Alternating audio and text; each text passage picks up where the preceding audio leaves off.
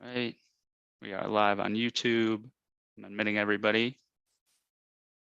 All right. Hello, everybody. Hello. Happy Wednesday here. Welcome to another edition of this Clear Calcs Learn Hour. Appreciate everybody joining. Friendly reminder before we get into it, if you can, just go ahead and mute your microphone. If you forget, no worries. After I'm done with my couple slides, I'll just make sure to go in and make sure everybody's muted. And as I'll say in a couple slides, if you do have questions, there's a possibility, if you're up for it, we'll ask you to unmute yourself and just ask your question live. But for today, as you guys, I hope you know, you've signed up for the diaphragm analysis and lateral load linking for shear wall design webinar. As I'm going through these first couple slides, as always, feel free to say hello in the chat box. Say name, title, whether you're an engineer, architect, building designer, permit reviewer, any of that fun stuff, and where you're joining us from. This first slide here, if you guys have joined our webinars in the past, you've seen this 1,000 times, but if you're new to ClearCalcs, here's a quick little about clearcalcs.com. So ClearCalcs is a cloud-based platform looking to bring together powerful FEA tools with easy to use interface for wood, engineered lumber, steel, cold form steel, concrete, all that fun stuff. We aim to be more accurate. We want to eliminate wasted time for you guys. And as I mentioned, we are cloud-based, so we're available everywhere, whether you're at home, at the office, on site, laptop, tablet, phone, you could log into your calculations. So this first little feature here, I took a screenshot just to show you guys, this is one way we're aiming to be more accurate here at ClearCalcs. You could expand into what we call either our debug mode or help accordion. We got a couple names for it. And you can do this for any input, any output field. You'll see a description of that field, as well as where applicable code reference or standards reference. So in this specific screenshot, you could see it's taken from a concrete calculator because we're looking at ACI 31819. This is just one of the ways we're looking to be more accurate, full transparency for you guys. And then this next screenshot here, two of our most popular ways to save time in ClearCalcs is our load linking or load path tracking. This is another one, which is our member selector. If anybody's joining today that gave us feedback on our member selector these past couple of weeks, thanks a ton. That always helps a lot. But in this member selector, you can use as many or as little of the filters and limits as you want, and then see in real time what's passing, what's failing, and then what your utilization percentage is, so you can make a good engineering judgment call there, however close you want to get to 100. Then finally, on this page, I mentioned we are cloud-based. So if you guys are working remote, we are keeping a full real-time audit log. So if you're working with remote team members, you can see who's making what change and when. Yeah, and that's one of the ways that we can showcase that we are a cloud-based platform available anywhere. So meeting the presenters, you've been hearing from me these first couple slides. I'm Connor, I'm our Director of Customer Success. So here to make sure you're successful in ClearCalcs, whether that be questions during your trial, after your trial, making help content, anything to help you out, that's what I'm here for. And then we've also got Tara here making her debut on our webinars. She's one of our structural design engineers. She's working with our engineering content team to create all the design and analysis calculators that you guys are seeing. So all the new calculators we're pushing out, Tara and her team are responsible for those.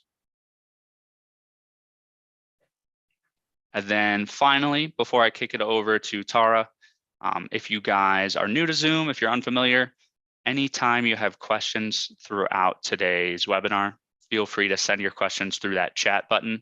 While Tara's talking, I'll be looking at the chat in the other screen. So I'll either answer if I can, or if I can't answer, or if I think it'll be good for everybody to hear, I'll wait for our Q&A session at the end of today's webinar. And like I mentioned earlier, we might invite you guys to unmute yourself to ask your question live if you would like. So definitely send those questions through, and I'll go ahead and kick it over to Tara. Thanks, Connor. As Connor mentioned, today we will be discussing diaphragms and lateral force resisting systems.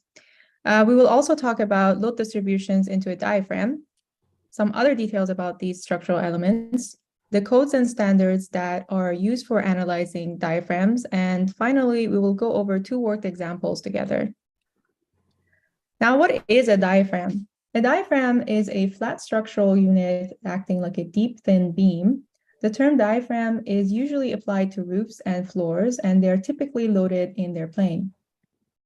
Now, how are loads distributed into a diaphragm? In simple terms, for every building or structure, we need the load path to be continuous. These lateral loads, which are our wind and seismic loads, travel through the structural members and connections of the lateral force resisting system and eventually find their way into the soil surrounding the foundations. As mentioned above, wind pressure and seismic forces are primarily lateral forces that are resisted by a diaphragm. As you can see here, the wind loads are applied into the side walls. The side walls carries the wind loads to the roof diaphragm at the top and to the foundation at the bottom. So half of the load goes to the top and half of the load goes to the bottom. The roof or the horizontal diaphragm carries the loads to the shear walls, and then the shear walls carry the loads to the foundation. Wind loads are typically transmitted to the roof diaphragm as a uniform load. However, seismic forces are applied to the diaphragm of a structure when the ground moves laterally under the structure, causing inertial forces proportional to the mass of the structure to resist the resulting acceleration. As mentioned in a few slides back, in this figure, we can see how loads are resisted by the roof diaphragm that is acting like a horizontal beam or deep girder.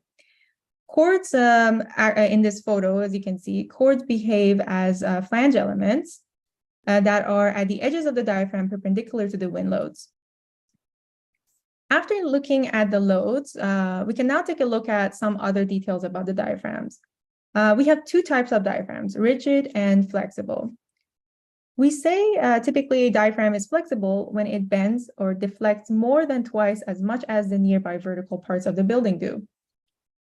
With flexible floors or diaphragms, we often assume that they transfer the wind loads to the elements of the main force resisting system by lateral tributary area bases.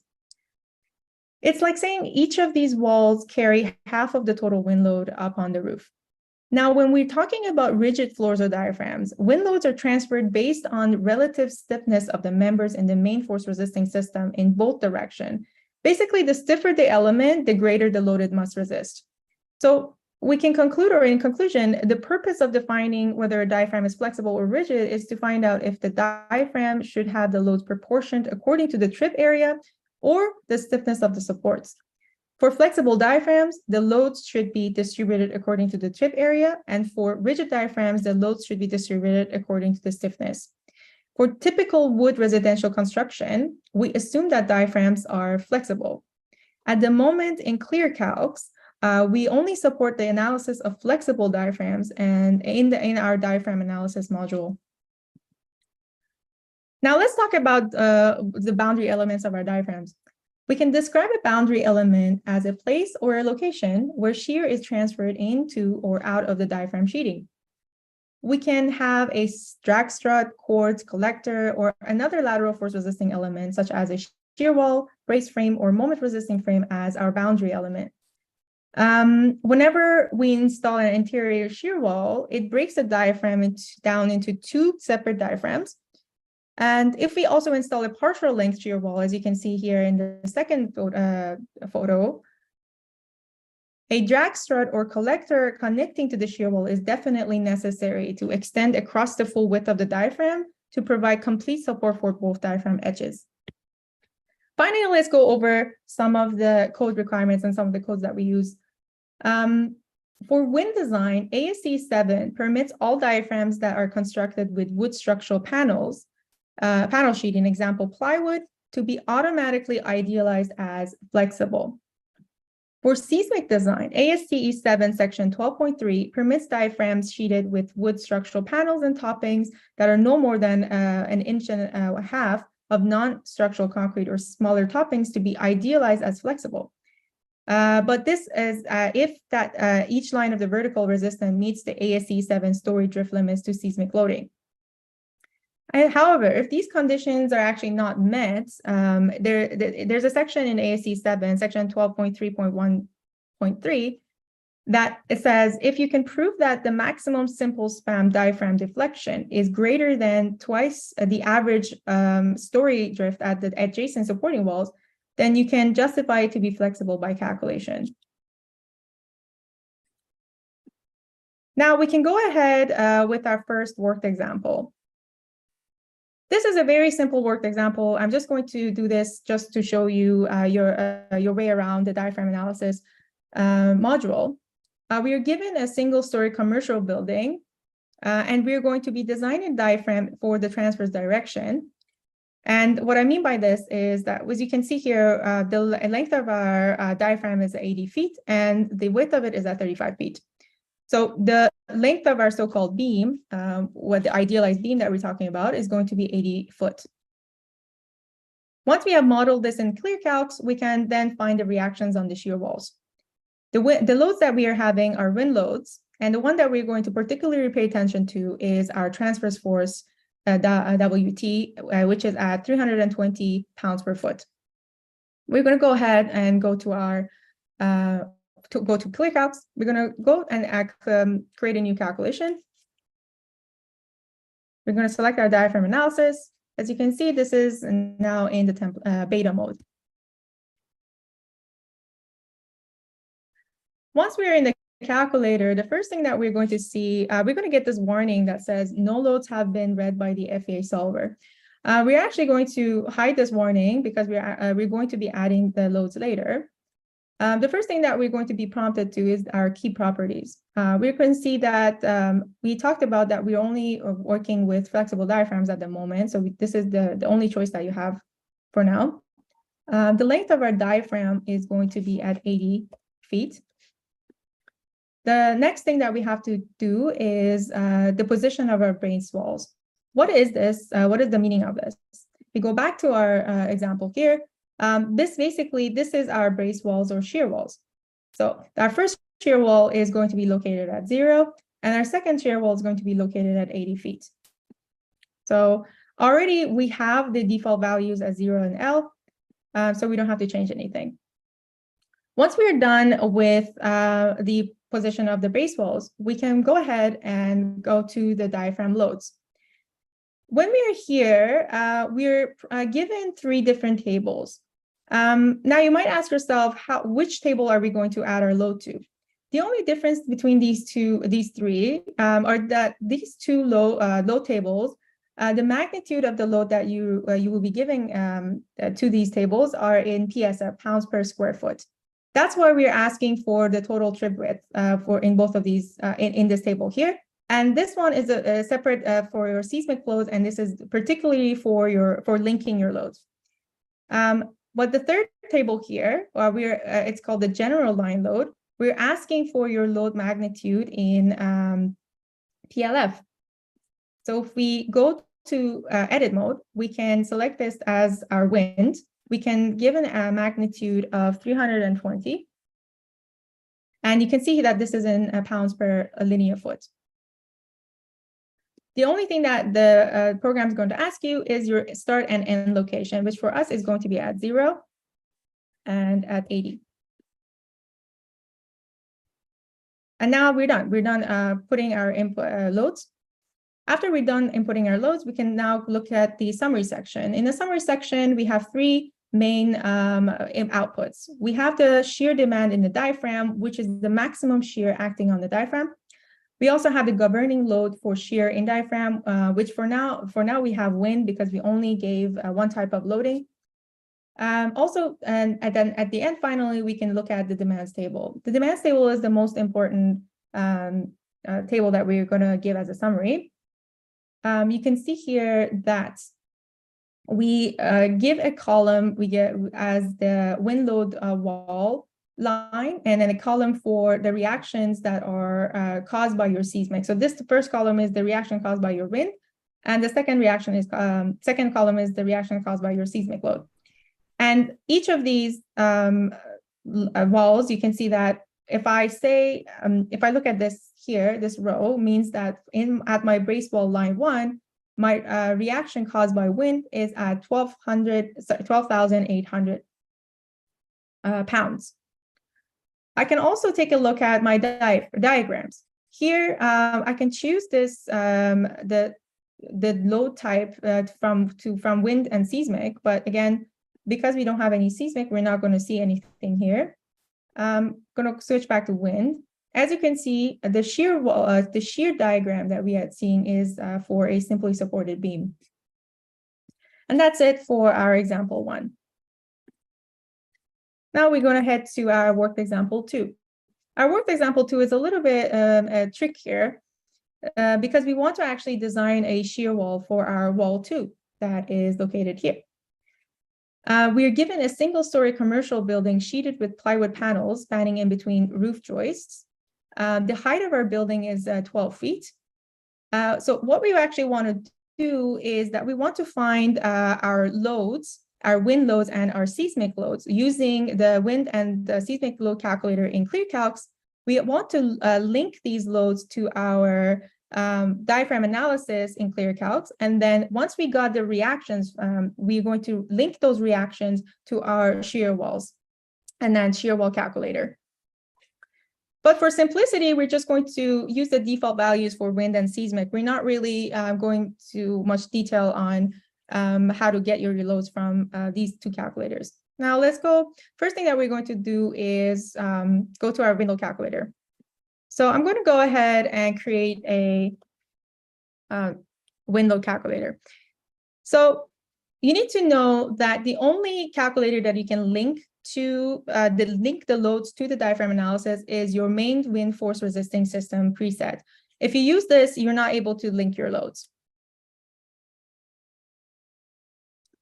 Once you're in this calculator, again, if you'd like to get more information on how to use these calculators, you can definitely check out our tutorials and our website. We do have a lot of help documentation there. But for the sake of time, we're just going to skip some sections and just work on the ones that are important to us. And one of these sections that is really important is our building properties. So we really need to make sure that the building properties that we're choosing for our wind analysis is the same as the ones that we're inputting for our diaphragm. 1 second, let me turn the volume off here. So what we mean by that is what we have to do is that when we go back to this example, we don't really have a roof. So we're going to switch this back to a flat roof. And then our roof height, which is this H value here shown, is going to be at 12 because the building height is 12 feet. The width of our wall is perpendicular to the ridge is going to be at 50. And the length of the parallel to the ridge is going to be at 110. And we are going to be working with an enclosed structure.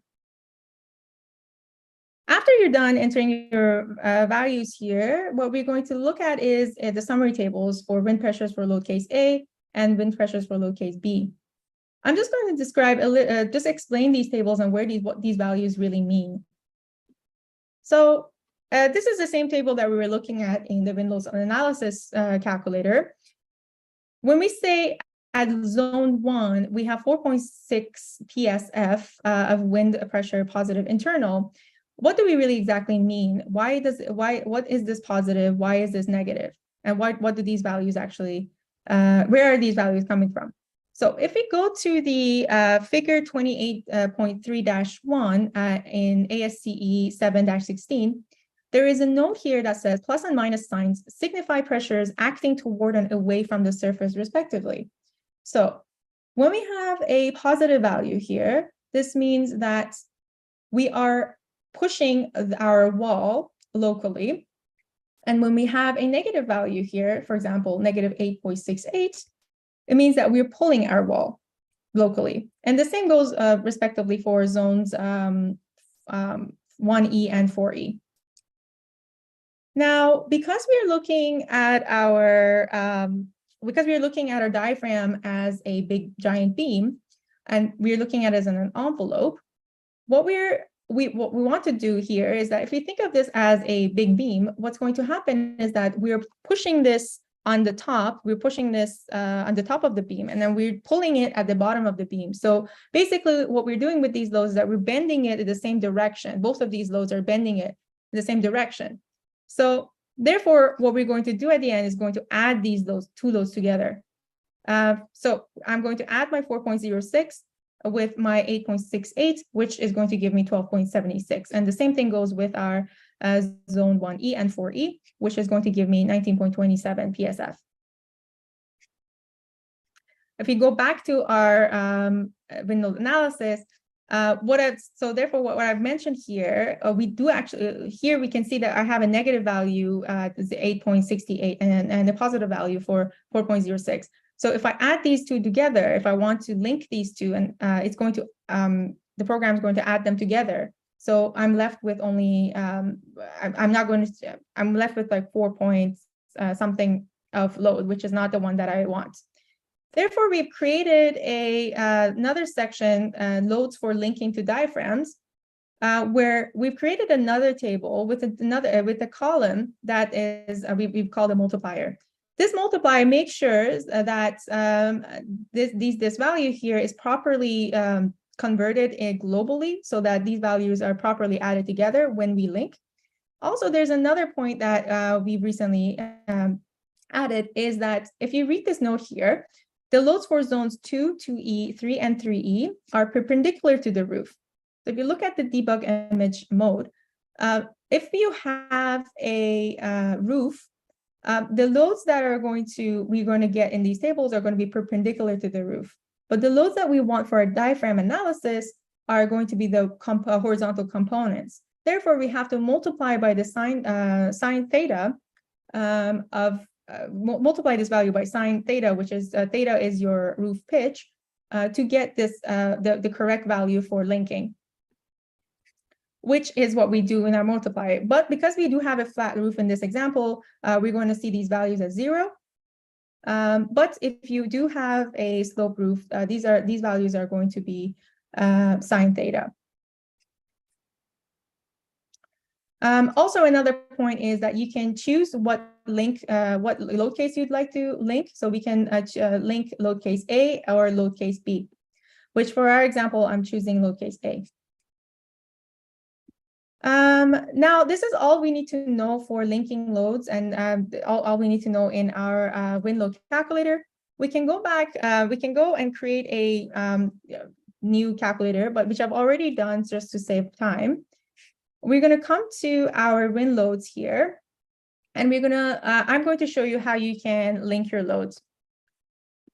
So we're going to click on link, and we're going to link our wind loads. And here you're just prompted to these loads here. I'm going to choose case A, zone 1 positive, our 4.06. Once you've done that, there are 4 inputs that you need to pay attention to. The first 2 are your start location and end location, which because we're working with zones here, it's going to be a little tricky. So I'm going to show where these values, you can get these values from. So as you see, our 4.06 PSF is for loads at zone 1, which starts at 0 and somewhere along below before the zone 1E. Now, where can we get this red dot here? What is the location for that? If we go to our wind load analysis, we're given this value that our corner zones are, we can find the width of our corner zones 4E and 1E, which is equal to 2 times your corner zone width. So if we go back to our wind load calculator, we can see that our corner zone width is at 4 feet and 9.6 inches. You're going to remember that value and go back to example 2. And we're going to see that we're going to subtract it from our length, which is 110. So we're going to subtract this by 2 times 4 feet plus 9.6 inches, which is going to give me 100. Another, these other two inputs are your trib width. I've already talked about this a little, but if you want to look at it again, when wind is blowing into the side walls, we mentioned that because we're working with flexible diaphragms, half of this is going to go to is going to be taken by your diaphragm. So if you want to figure out the line load, the distributed load due to wind, we have to multiply that by the trip width of the height of your building divided by 2. So for us, we're going to have this as 12 divided by 2. And that's it. That's all you needed to know for linking your loads from your wind load calculator to your diaphragm analysis. I have already done all the linking for my zones. So I'm going to delete this. I'm going to go and show you. Wind loads case A, zone 4 positive. We are at 8.68 PSF. And then we have also done it for the for E zone, and also the same goes for your zone 1 and 1E. Now we're going to go ahead and do our seismic loads. Seismic loads are a little less complicated than our wind load calculator. We can go to our seismic loads, and you can take a look at our tutorials on how to design your loads using our seismic load calculator. But again, another thing that you should pay attention to is our story height. So here we need to make sure that we have the correct story number and the story height, so that when we're linking the proper dimensions. The value that's going to be linked, however, to the diaphragm analysis is going to be your story shear, which is here at FX 6.07 kips. If we go back to our example 2, going to delete this and do it again for you guys. We're going to link from our seismic load calculator. And we can see that this is story 1 at 6,070 pounds. So I'm just going to explain a little about how this is pounds, and then we're asking for start and end location. What we're really trying to do here is, again, as you saw, we're linking a story seismic shear as a point load, but we want this to be in PLF, so pounds per linear foot. So what we're going to do is we're going to divide this number by the length of our diaphragm. So we're going to, we're going to divide our shear by our end location minus our start location. So we go back to this here. Our start location is going to be 0, and our end location is at L, which is at 110, the length of our diaphragm. And we already have our magnitude. So we are going to calculate the linear seismic load, the UDL and PLF for you. And this 55.2 is literally your 6,070 pounds divided by 110. And that's it. That's it for entering your loads, seismic and wind loads. Once you're done, I started doing this example with loads, but you also have to make sure that you have the correct key properties. For example, we need to still make sure that the length of our diaphragm is 110. Again, I've already done this. Also, we need to make sure that we have the position of our brace walls correctly. If you go back to this example again, if you look at this example, we do actually have a header and collector. And as you may have remembered, if we have a shear wall in the middle, we are going to separate these diaphragms into 2. So we have to put this in our brace walls as a support. And yeah, so as you can see, I've entered this as 30 feet. Once you're done with your key properties, you can go to the summary section and again, look at your demands table. As you can see, for wall 2, the shear wall that we want to design, the reactions caused by our wind loads is at 3,400, and the reactions caused by the seismic load is at 2,200. Now, what we can do, we can go and create a shear wall, wood shear wall calculator. And we can link these reactions to our shear wall. So when we see this table, we can delete this and we can start linking. So we're going to link from example 2. And because we want to design wall 2, we're going to select this. And I'm going to just, I don't want to have any dead loads or transient loads, so I'm just going to put this as 0. Another thing that you're going to be prompt to is going to be your design spectral response acceleration at short period. You can get this value from your seismic loads calculator, which is at 0.39. Oh, excuse me.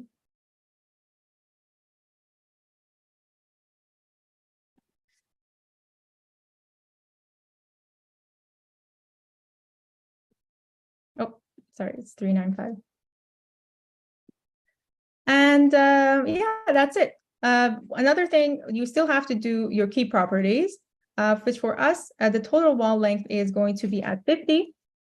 Again, because here at the length of our shear wall 2 is at 50. The number of our stories is 1, and our story height is at 12. Again, you can check out our shear wall calculator tutorials and see how these things are calculated. But that's the end of our load linking for our shear walls. And as you can see, my shear wall is passing. So in conclusion, we can say, why are we actually doing the linking for our calculators? The reason being that if I've made a mistake or if for some reason I wanted to change my load link, my loads in my wind load calculator, for example, let's say my basic wind shear from 100, it changes to 120.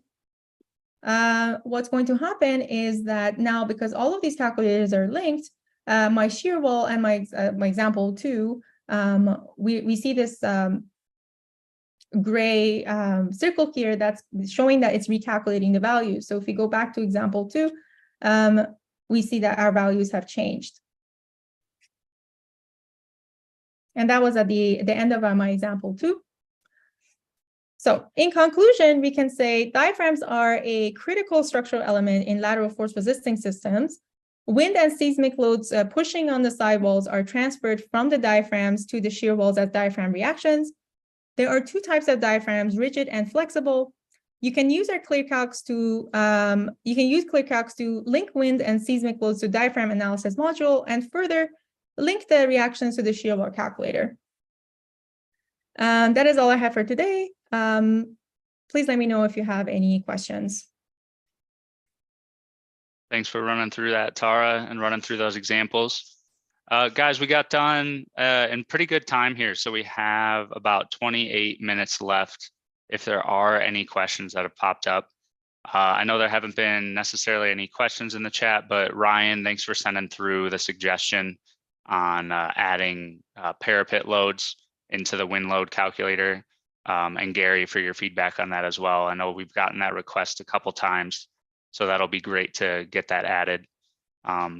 If there are any questions, do we see a tool for billboards and perforated walls?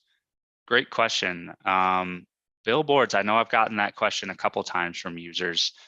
Tara, do you have any comment on the billboards or perforated walls? Yeah, I think we've seen some requests for perforated shear walls. I think we are thinking about implementing them in the future for sure. Yeah, the perforated walls, I know on our Robert, on our shear wall webinar, that was quite a requested feature to add. And then Zachariah, so another suggestion, so cord and strut design and analysis. Is that something that we're currently doing on the shear wall, Tara? We just didn't touch on that today? No, I think the cords, we do, correct me if I'm wrong here, but I do think we do provide the cord loads in our shear wall analysis. Okay, yeah, I do believe if you can go back to the ClearCalcs, yeah, the shear wall, I believe we have for the cords, the reactions on the right-hand side there. So cord tension load and cord compression load. So yeah, that's we do have the checks for them as well. Yeah. So that's a great suggestion there, Zachariah. Definitely some improvements to add some more features there, some more capability. That was the word I was looking for. But that's where you can get the reactions there for maximum cord tension load, plus the allowable, then compression as well. Thanks for your feedback there, Jim. Paul, great question. Will we one day automatically extract data from ASCE hazards tool? So plug in addresses and automatically get wind and seismic info. Yes, I know that's something that since I joined ClearCalcs a few years ago, we've been talking about having the ability to just put your address in and it's automatically going to bring in your wind and seismic data. That is something we will have in the future one day, hopefully sooner rather than later. And then main ClearCalcs has openings and shear walls. Correct. You are correct. Tara, would you be able to just show really quick, I know this is the diaphragm webinar, but how you'd add an opening into the shear wall here, just so people can see how to do that? Yeah, so if you once you're in the shear wall calculator, we can define the location of the wall openings. So we just have to give them the distances. So for us, we're going to say 5, 5, 5, 5 for just the sake of our example. And you can see that your opening will pop up here. So this is 5 in this direction. And opening width is 5. Height from the floor, from the bottom is 5. Bottom of the opening, and height of the opening is 5 again. And Yeah, that's thanks how for you pointing that enter out it. there, Maine. And you can also add more openings if you'd like. Yeah, you can add an unlimited number of, or I guess within reason, openings there. And then you could also add multiple stories as well now onto this shear wall calculator. Zachariah, can you delete the interior hold downs? I believe the answer to that is no currently. Tara, I see you shaking your head. Do you have any comment there? Shear walls, yes. So the hold downs, we've gotten a lot of requests that it's kind of confusing. We don't provide any information for the design of hold downs or anything. So we're definitely going to remove them from our shear wall calculator, if that's what you were asking. Yeah, I believe so. Zachariah asked if we can delete interior hold down. So it sounds like, I know you guys have been meeting with users quite often recently. So it sounds like that's one of the #1 pieces of feedback we're getting. Yep. And we will be removing those.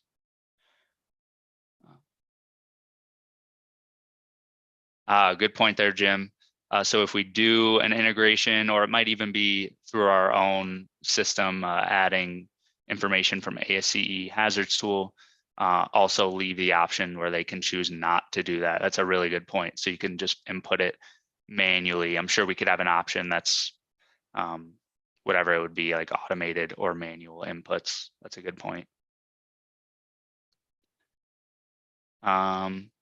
If there are any other questions, please send them through the chat. Another thing I wanted to make sure to say, so I pointed out in the chat near the beginning of the webinar that this diaphragm analysis calculator is currently in beta. Like I mentioned in the chat, a calculator in beta means it's gone through extensive internal review. Then we send it out to a third-party engineering firm to do external review. And only then is it released into beta. And that's when we can get feedback from users like you on usability, on features, stuff like that. This was our team's version 1 of linking wind loads, seismic loads into a diaphragm. So we'd love to hear from you guys on how you guys are currently doing this, whether it's through another software, or a spreadsheet, by hand, so that we can understand your workflow and really not only match your workflow, but make it even more efficient here in ClearCalcs. So send any comments here. I'll just send it through in the chat here. Send any feedback you have, any thoughts, how you're currently doing it, to help@clearcalcs.com. And what we'd love to do is connect with you just for 15 minutes to learn a bit more about how you're currently doing the wind or seismic into your diaphragm. So that way we can make you more efficient here in ClearCalcs. Ryan, just reading your question now. So what about adding wind pressure load linking to a calculator like the beam analysis calculator for us to define multi-story and parapet conditions, then import into the diaphragm analysis using line load linking? That's a great idea. I know linking pressures is something that Tara and the engineering team have been talking quite a bit. So being able to link PSF, say from like a wind, components and cladding into a rafter, just to use an example. Tara, do you have any comments there on that question or comment? Yeah, that's a great suggestion.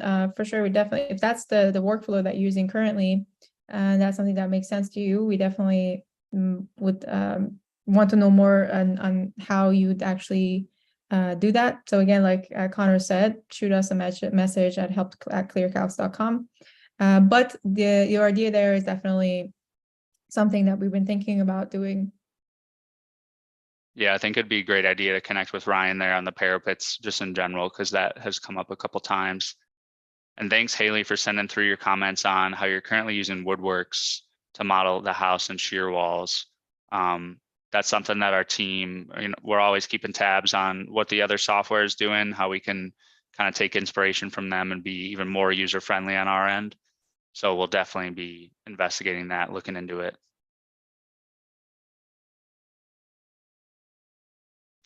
Robert, will perforated wall analysis be added for lightly loaded walls? So Tara, correct me if I'm wrong, but this is kind of similar to what we were talking about at the beginning of the Q&A session. The perforated shear wall analysis is something that we're looking to add in the future, but right now, forgive me, I'm forgetting what the actual method we're using is for shear walls, or what the name of it is. Segmented shear walls, if I'm okay. Yep. So yeah, so Robert, we're currently using the segmented shear wall analysis method, but perforated is something that's been requested a lot. So it's something that we will be adding in the future. And then keep sending questions through. I'll keep looking at my other screen where I've got the chat, but Tara, if you just want to pop back into the presentation and I could just go through the last couple slides while people send any questions through. If you guys have joined our webinars in the past, we'll end it just with a few general housekeeping. So here's a couple what's new in ClearCalcs. You guys probably received these emails. Tara and the team have released restrained or basement retaining walls. More recently, we've released unbalanced snow loads. I know that one has been requested quite a bit, especially from users. We have a few users in Alaska, for example. I know I've talked to them a couple times about that. And then multi-story shear walls, which I mentioned before, that is also available in ClearCalcs now. And then this next slide. So webinars coming up for you guys. In a few weeks here, we'll be partnering with Girder Slab to talk about their system, how you could utilize it in your design, plus the design tool that they have. They wanted to showcase that. So of course, we want to give them a platform to do that. So we're going to be talking about the Girder Slab system. That's going to be on October 11th. And then in about a month's time, we'll have a webinar on open web steel joist analysis and design. You can sign up, sent the URL in the chat as well, where you can see our past wind and seismic analysis webinars. But if you guys want to sign up, go ahead and sign up there. If you're not able to make it, we'll still send you the recording as always. And then thank you guys. Last thing I'll say is to get that PDH, to get the certificate, be sure to just fill out the survey at the end. It should take you no more than a couple minutes, if that. Really the goal there is to get your feedback on how we can continue to improve these webinars and be useful for you guys, because I know your time is valuable. You're taking an hour out of your day. We want to make sure we're doing the most with it. So really appreciate everybody joining. Any follow-up questions that you guys have that you didn't get a chance to ask, send them to help@clearcalcs.com. I get those, Tara get those, so the team gets those. Will we email the survey? So Zachariah, the survey should pop up right after. the Zoom ends. If you guys don't get it, if for some reason you're not receiving it, send us an email to help@clearcalcs.com and we'll make sure that you get it. Thanks for asking that. But we'll give you guys 15 minutes back in your day. Go grab a coffee, take a little break, and we'll see you guys at the next webinar. Bye, guys. Bye-bye.